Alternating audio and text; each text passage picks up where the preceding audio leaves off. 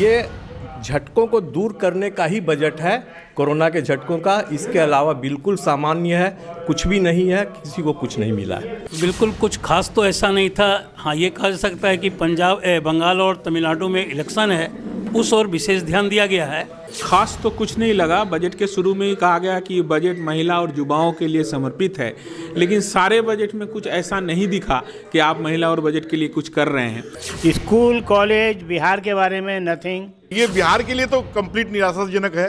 व्यवसायी के लिए भी ये कोई बहुत अच्छा बजट नहीं कह सकते हम लोग। केंद्र सरकार के द्वारा आज बजट पेश कर दिया गया है, जिसको लेकर हम आपको दिखाना चाहते हैं कि किस तरह से यहाँ पर जो व्यवसायी वर्ग के लोग हैं वो भागलपुर में जो eastern Bihar chamber of commerce का कार्यालय है वहाँ एकत्रित हुए हैं और सभी व्यवसायी वर्ग के लोग टकटकी निगाहों से बजट जो पेश किया जा रहा है उसको देख रहे हैं। हम सीधे जो व्यवसायी वर्ग के लोग हैं उनसे बात करेंगे और जानने का प्रयास करेंगे कि आज के बजट में क्या खास दिखाई दिया।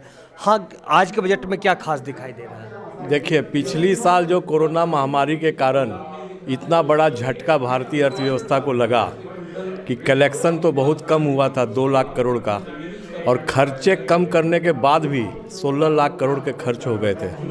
उसमें बहुत सारी जो लोगों को महामारी के कारण रियायत बांटी गई थी वो खर्चा भी शामिल था। तो ऐसी परिस्थिति में हम उम्मीद नहीं करते थे कि इस बार आम जनता को कोई राहत मिलेगी, लेकिन एक खास बात ये रही कि आम जनता पर कोई विशेष बोझ भी नहीं डाला गया। और इस महामारी के कारण जो झंझावत आए थे उसे पूरा करने के लिए रोज़गार की बहुत ज़रूरत थी, और रोज़गार के लिए इंफ्रास्ट्रक्चर पर खर्च करना था, कैपिटल एक्सपेंडिचर पर खर्च करना था। इसके लिए पैसे कहाँ से लाए, तो इसमें डिसइन्वेस्टमेंट करके और पैसा जुटाने की व्यवस्था की गई है, और उससे इंफ्रास्ट्रक्चर पर खर्च होगा, जिससे क्रय शक्ति बढ़ेगी, रोज़गार बढ़ेगा। ये झटकों को दूर करने का ही बजट है, कोरोना के झटकों का। इसके अलावा बिल्कुल सामान्य है, कुछ भी नहीं है, किसी को कुछ नहीं मिला है। तो बजट की बात करें तो जो वैश्विक महामारी कोरोना वायरस के संक्रमण के बीच जो पूरा देश जिस संकट के दौर से गुजर रहा है, तो इससे उबारने को लेकर जो अभी व्यवसायी थे वो बोल रहे थे कि इससे उबारने को लेकर यह बजट था। दूसरे व्यवसायी हैं, उनसे जानते हैं आज का बजट में क्या खास लगा। बिल्कुल कुछ खास तो ऐसा नहीं था। हाँ, ये कहा जा सकता है कि बंगाल और तमिलनाडु में इलेक्शन है, उस ओर विशेष ध्यान दिया गया है, और शिक्षा के क्षेत्र में कोई नया कदम ऐसा नहीं उठा, ना ही किसी और विशेष कदम उठा है। हाँ, एक खाना पूर्ति हुई है कि हर साल एक बजट पेश होता है, वो बजट ही बस पेश हुआ है। तो चुनावी बजट भी बता रहे हैं कि जिस तरह से बंगाल में चुनाव है, असम में चुनाव है, उसको लेकर यह चुनावी बजट इसको करार दिया गया है। कुछ और व्यवसायी हैं, उनसे जानते हैं। हाँ, आज के बजट में कुछ ऐसा क्या खास लगा या क्या होना चाहिए था जो नहीं हो पाया? खास तो कुछ नहीं लगा। बजट के शुरू में ही कहा गया कि ये बजट महिला और युवाओं के लिए समर्पित है, लेकिन सारे बजट में कुछ ऐसा नहीं दिखा कि आप महिला और बजट के लिए कुछ कर रहे हैं। दूसरा बात है कि पिछला जितने बजट हुए उसका जितना भी बजटीय प्रावधान था, जो भी काम शुरू हुआ था, उससे इसका लिंक नहीं समझ में आया कुछ भी। और लोक लुभावन बजट तो कहीं भी नहीं बोला जाएगा। सामने इलेक्शन जहाँ जहाँ जिस स्टेट में है उसके लिए कुछ दिया गया। 2 कॉरिडोर का बात हुई, दोनों बंगाल होकर गुजर रहा है, और बिहार जैसे स्टेट के लिए कुछ नहीं मिला है। कृषि आधारित हमारे देश है, उसमें कुछ नहीं है, कृषि के लिए कुछ नहीं है, 0/0 है। तो ये निराशाजनक है। लेकिन जो सर ने कहे कि इंफ्रास्ट्रक्चर में खर्चा करने की बात ही, उसका कैपिटल कैसे जुगाड़ करेंगे, तो 1,75,000 करोड़ का डिसइन्वेस्टमेंट बजट है। तो इस बजट को फिर पिछले बजट के तरह ही हम लोग डिसइन्वेस्टमेंट बजट कहेंगे। और 74% आपने इंश्योरेंस के लिए FDI खोल दिया, ये एक बड़ा सोचने लायक बात है।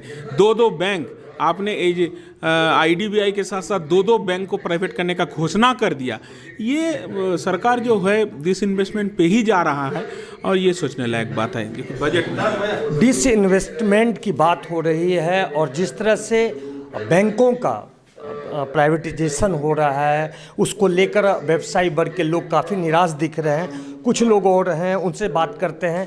यदि बिहार की बात करें, बिहार के साथ साथ यदि व्यवसायी वर्ग की बात करें, तो व्यवसायी वर्ग अपने आप को कहाँ पाता है इस बजट से? व्यवसायी वर्ग की जहाँ तक बात आ रही है आपके द्वारा, बिहार हो, भारत में ही बिहार है।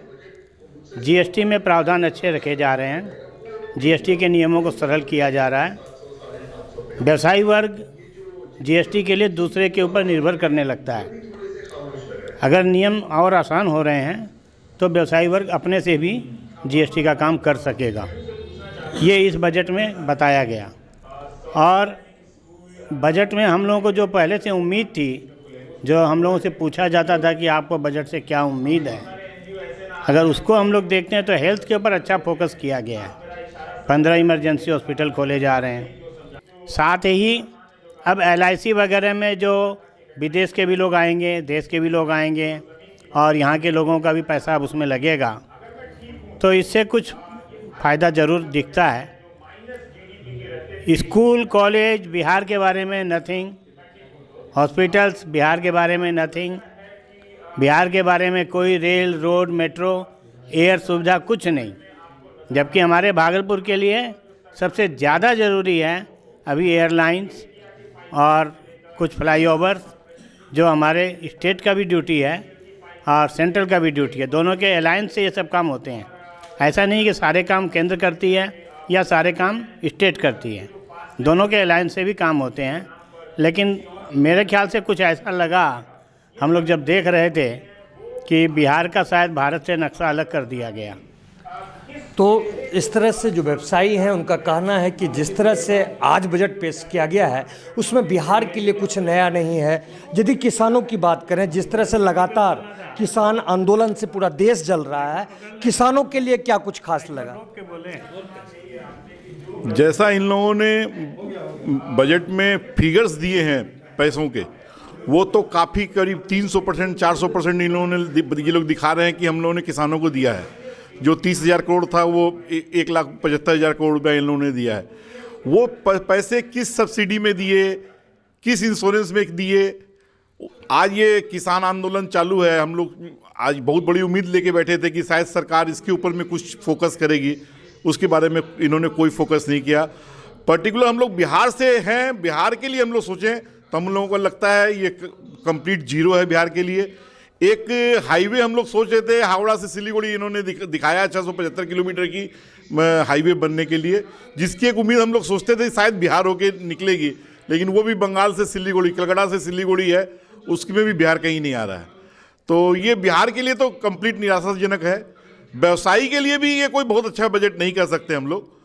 ये कह सकते हैं, हम इसमें एक ही बात कह सकते हैं, ये 100% चुनावी बजट है। जिस क्षेत्र में चुनाव है उसका ही इंफ्रा डेवलप्ड हो रहा है। तो इस तरह हमारे साथ भागलपुर के व्यवसायी वर्ग के लोग थे जिनका साफ मानना था कि आज का बजट चुनावी बजट था और बिहार को काफ़ी निराशा आज के बजट से हाथ लगी है। अपने सहयोगी कैमरा पर्सन सुबोध के साथ कुणाल शेखर, लाइव सिटीज़ भागलपुर।